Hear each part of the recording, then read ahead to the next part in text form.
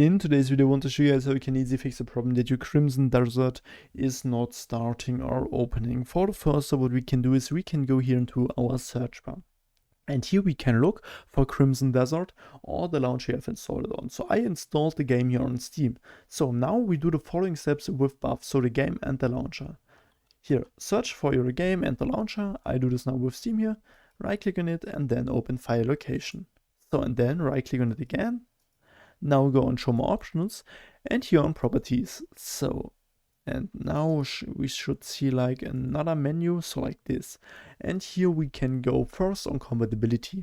And here you can easily copy my settings. So run this program in compatibility mode, disable the full screen optimization and run this program as an administrator.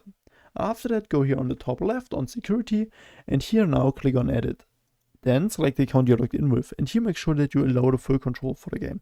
So I already allow the full control here, which is really important. So make sure that you do this. Click on apply, click on OK. Also click on apply here, click on OK.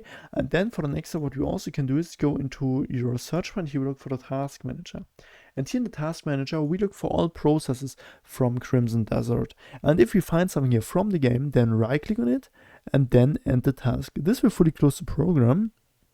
And this is really important because sometimes some background processes from Crimson Desert can block the start of the real game or something like that. So what we want to do is to fully close everything from Crimson Desert to make a full restart possible. And after that, close this here and then reset your PC and then the problem should be fixed. If I could help you with the video, then please leave a like and subscribe and see you next time.